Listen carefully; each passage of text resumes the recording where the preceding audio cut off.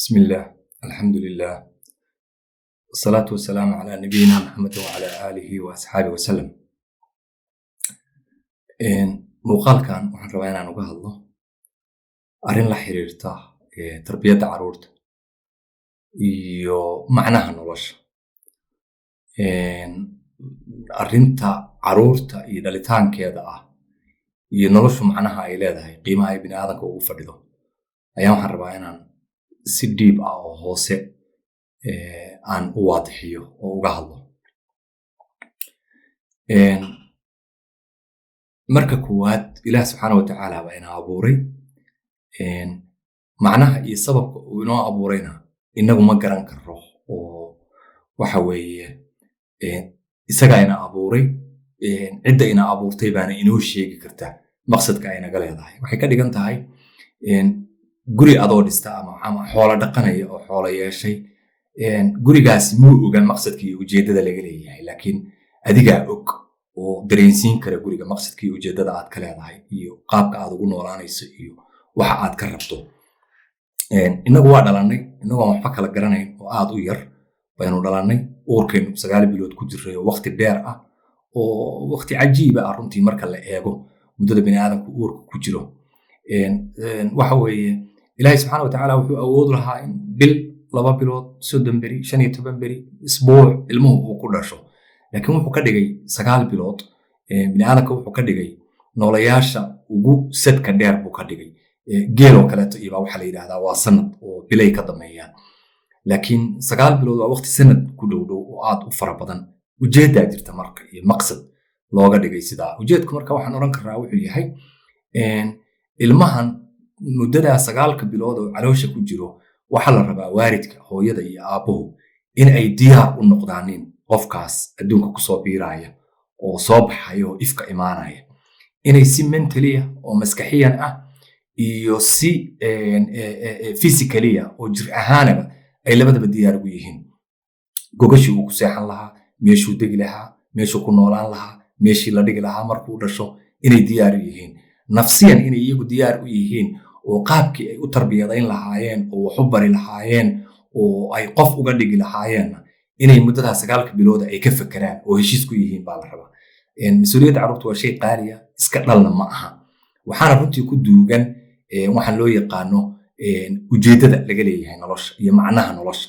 waayo haddaynaan wax dhalleen oo tafiiraneen oo qaybsanneen oo taraneen, noloshu macno ma yeelateen, waa dabar go'i lahayd. maanta qof kastoo adduunka jooga hadduu go'aan qaato inuusan waxba dhalin muddo 100 sano ah kadib, 100 sano bay ugu badnaan qaadan kartaa, waa ugu badnaan haddayanba ka yaraan, oo dadku aysan stress iyo mashaakilaad kaleeto iyo dayqad iyo ciriir iyo macnaha noloshu markuu dhimo qofku uu la dhimanaya, waa aanba loo dhiman. haddii dhasha la joojiyo adduunka dhan, jiraalka adduunku 100 sano kama badanayo. taa qof uu shaki ka geli karaa haba yaraatee ma ay jirto.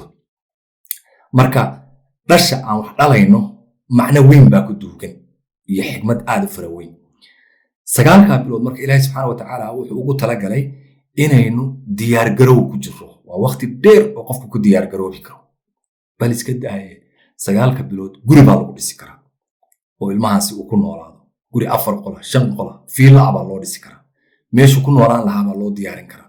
wixii muddadaa uu koraayo u baahan yahay oo dhan baa xataa la shaqayn karaa.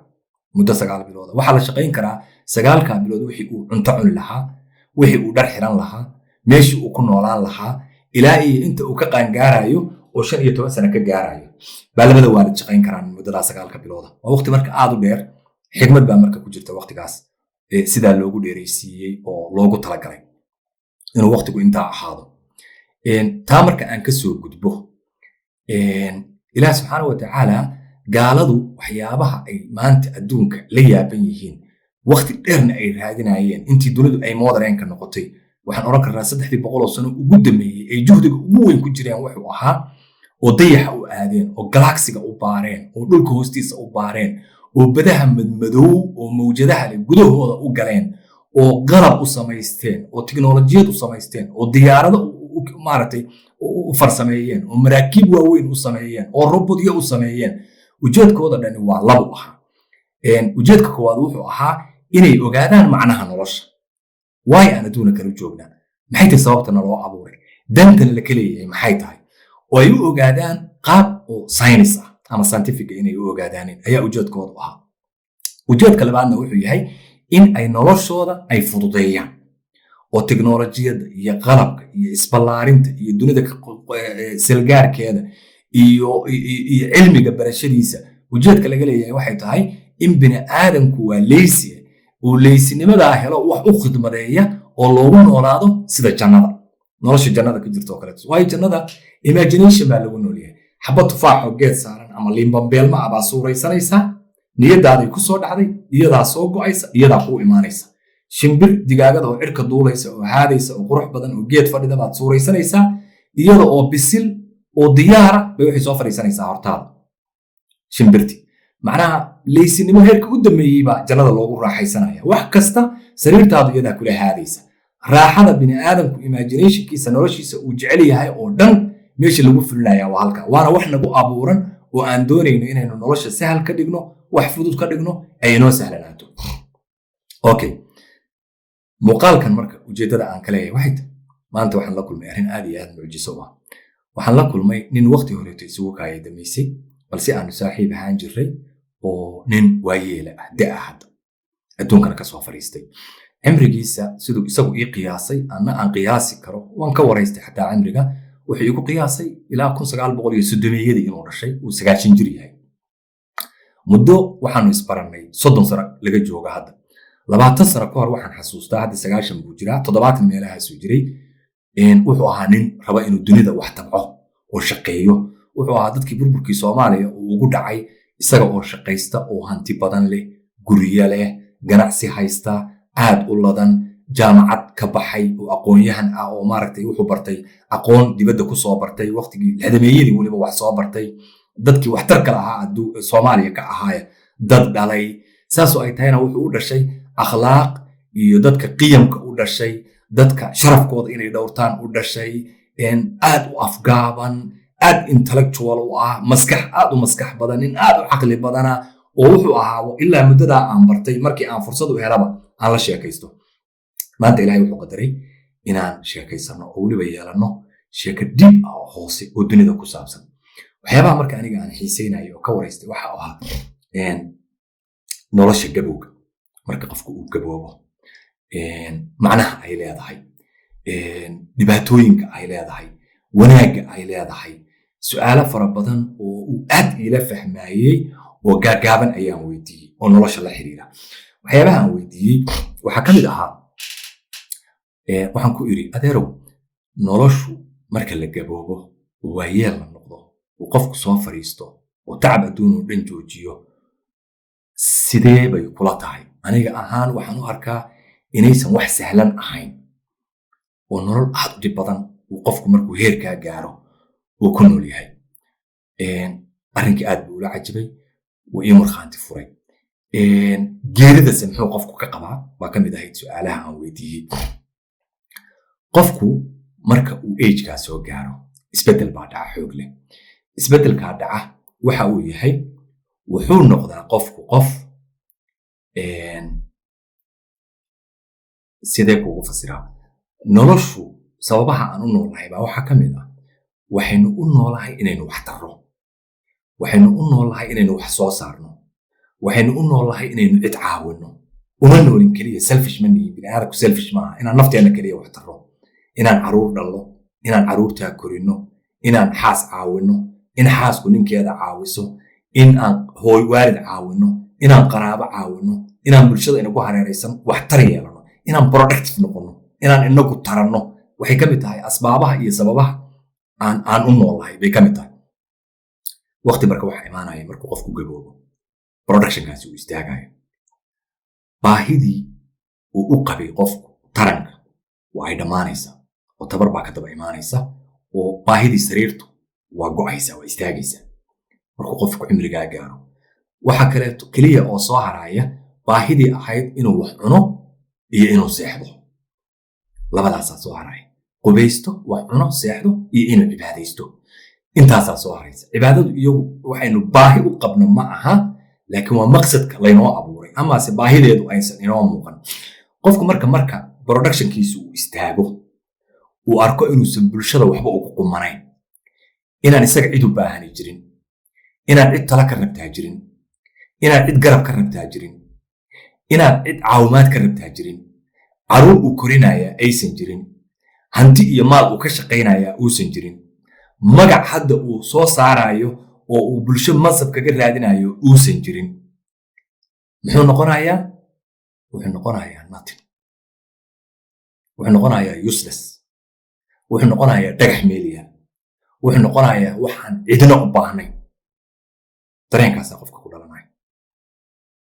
Bal taa suurayso, cid kuu baahan inayan jirin. Noloshan iyo nayaayiradan inagu jirta, iyo kartidan inagu jirta, iyo farxadda inagu jirta, iyo waxaanoo dhan waxay ka imaanayaan. Waxaan aaminsannahay xataa inaan wax tari karno. nin weyn oo waxaad arkaysaa odaya oo waxtar ahaa oo xil hayay oo bulshada faa'iido u lahaa oo waxa ku dhacay stroke jeex qalab suuliga la geynayo maskaxda damage ka gaaray oo dhiig ku furmay lug iyo gacan qallaleen aan istaagi karin aan dhaqaaqi karin aan awoodii qofku lahaa lahayn u baahan isaga in la gacan qabto qofka waxay ku noqonaysaa gudihiisa daaqilkiisa waxay ku noqonaysaa xanuunan inaba caadi ahayn. waxaa ka mid ah dadka xusuustu ka tagto kaleeto cudurkan Alzheimer la yiraahdo uu ku dhaco oo xasuusan waayo waxay ku jiraan mugdi god ah dhulka qodan dhiib ah ciriir ah dayq ah farxaddu ka maqan tahay wanaagu ka maqan yahay wax waliba ka maqan yihiin qofku ku jira. waa arrin aad iyo aad muhiim ah. adeer arrimaha uu ii sheegay waxaa ka mid ah wixii markaadan waxba tarayn adi aa baahi qabto dadka aa u baahi qabtaan ay yihiin dadkaaga iyaga laftigoodu ay baahi qabaan oo dana leeyihiin caruur korsanayaan inay shaqaystaan rabaan inay dunida maraan rabaan orodkii adi shalay kugu jiray uu ku jiro laakiin adig inay ku hayaan ay kuu soo banbaxaan kursiga kaa kiciyaan sariirta kaa kiciyaan cunto kuu sameeyaan dharkaagii kuu dhaqaan caawimaad kula garab taagan yihiin adna aadan waxba qabsan karin waa markaa marka qofku geeridu jeclaysto iyo inuu dunida ka tago.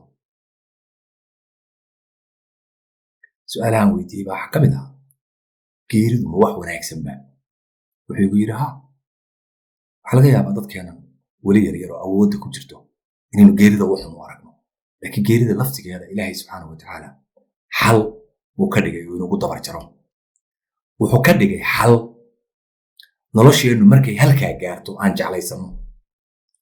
waxyaabahan weydiiyaa waxaa ka mid ah su-aalihii waxaan ku idhi markaa geeridu wanaaggeedu ma wuxuu noqonayaa waxa aad jeclaysanaysaa dadkan adiga kuu soo banbaxay oo shalay adoo awood lahaa awooddii kaa tagtay. horta waxyaabahan weydiiyey waxaa ka mid ahaa goorma baa qofku oggolaadaa inuu isdhiibo weliba heerar bay kala leedahay isaga weliba heerka ugu xun ma gaarin weli heerka ugu xun wuxuu yahay marka saxarada lagaa qaado oo kaadida lagaa qaado oo cawradii aad qarsan jirtay qof kale gacanta la galo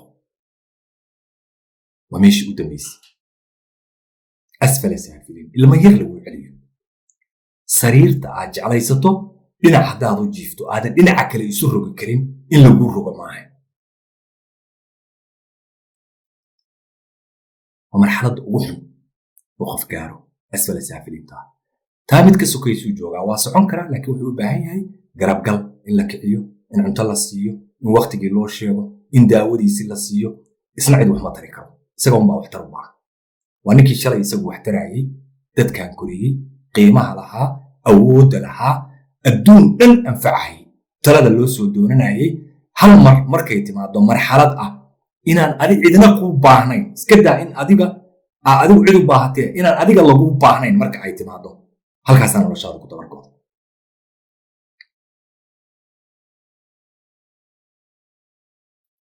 hadal cajiib igu yidhi marka hadalku igu yidhi wuxuu yidhi marxalad waxaa imaanaysa marka qofku useless noqdo aan cidina u baahnayn walaalka dadku ugu sokeeya uu macna beelo way kuma baana walaalka xataa kusoo baaco baa laga yaaba inuusan ku imaan baa laga yaaba inuusan wax ku qaban baa laga yaaba inuusan kurkurgina ku qaadin baa laga yaaba saaxiib warkiisdaa qaraabo warkeeddaa tol warkiisdaa wuxuu igu yidhi inta keliya oo markaa wax ku taraysa waa dadka ha dhasho waa meeshaan u socdo qofka muslimka ah Soomaaliga waxaa laga rabaa ilmaha ha dhasho waad korinayso walaalaha waa kaaga dhowey qaraabada waa kaaga dhowey tolka waa kaaga dhowey ilmaadeerta waa kaaga dhowey bari qofka aa mudanaysaa waa isaga maanta korinadiisa wanaaji adeer dadka uu dhalay dad wanaajiyey bay ahaayeen oo maanta u shaqaynaya saasoo ay tahay isaga oo iyaga ka diirnaxaya oo aan doonayn inuu iyaga waqtigoodu ay isaga wada siiyaan iyagoo ajar ka helaya isagoo buu wuxuu jecel yahay inayan marxaladda isla xun isla gaarin qof kasta maalin baa soo maraysa marxaladda ugu xun uu gaaro uu gabowga ah geeridana uu jeclaysto geeridu marbay nolosha dhaantaa geeridu waa xal qof kasta wuu dhadhaminaya waa ku xugmannahay waxaa marka lagaa rabaa dadka aa hayso oo korinayso inaad dilka ka dayso inaad u naxariisato inaad u naxdo inaad qaylada ka dayso inaad nidaam tarbiyada oo akhlaaqa oo ilaahay uu inoo soo dejiyey oo manhaja oo kitaab leh oo sunno leh oo ficil leh oo la practice gareeyey oo la tijaabiyey baa jirahe inaa isaga ku dhaqdo Anas bin Malik radiyallahu anhu cimrigiisu 100 buu ku rumaafay ilaa 120 buu gaaray ka weyn nabigaana ugu duceeyey calayhi salaatu wasalaam wuxuu yidhi anoo 10 sano jiray baa hooyaday ii keentay nabiga inaan u khidmadeeyo 10 jir waa ilmo yar 10 sano aan u khidmadeynayay uu nabigu noolaa waqtiga nabigu dhintay 20 jir buu ahaa 10kaas sano oo uu caruurta ahaa Anas korayay khidmadu macnaha waxa weeye inuu weesada u keeno inuu iridda kabaha u dhigo ما يفهم نبي يقول بحب عليه الصلاة والسلام سعنا يعني نقرب للجلين لكن خدمته وحي هاي إن وحضر صدو سوق وحقدر صدو مقال هذا وحي يقدون يراده فرين قف وفرا هبل يجو يرنه درس يربح ونعلمك قادنا أيوة أحاديث بدن إلى تمنجر كيسي وضدك كحفتي يهي وحيد طبعا كاسنو هل مالين إريح إسكده هي كلمة داعي ومدهم بيه وح أنت دير ولي وحان سميي وخلطي يمدين معه وحان خلط وحان سيدنا انكربه محاد سيدنا وقده ويدي مودين إنك الماء يركع كوب يردو جبيه فرقين نطورين ودقالمين وانا قراعين خلط يرحضو سميه معفنين ميل بين حانون يسيني كوبانيس محا وحان أسميسي خلطك هل مالين يمدين بيه طبعا كاسم maxay ku tusaysaa waxay ku tusaysaa haddaad qofka daba gasho qalad kasoo sameeyo ku disho ku qayliso ku canaanato wanaag ma dhalinayso waxaan dhibaatahay ma keenayso diinteenu ma qabto caruurteena dilo oo la garaaco ma qabto in lagu qayliyo isla taas baa la rabaa inaan qaadano waayo qofku sababta uu nabigu calayhi salaatu wasalaam u dhihi waayey waxaan maxaad u xumaysay wuxuu aaminsanaa qadarta wuxuu og yahay in aan isdalaalay wanaag sida ugu wanaagsan samaynayay wixii ka khaldamana ay tahay wax qadara oo dhacay hadal uu yiraahdo oo isaga negative oo niyadda kaga xumeeyana uusan waxba soo celinayn dadka ina mudan haddaan dhimanana ducadooda laynoo aqbalayo fiiri lama dhihin qofka camalkiisa waxa la yiri marka la xiro 3 baa furan waxa kamid ah awlaad uu si wanaagsan u koriyay uu soo ducaysa lama dhihin walaal lama dhihin qaraabo lama dhihin tol lama dhihin saaxiib caruur aan dhashay waxa laga cabeeray cidda kaliya oo qiyaamaha ku shafeeca qaadi kartaana waa iyaga ilmaheena aan meesha uga kacno aan baro aqoon tarbiyad wanaagsan xasilooni wanaag kalgacal aanu la dhaqanno waayo iyaga ayna horan intaasaan kusoo gabagabeynaya wabillahi tawfiiq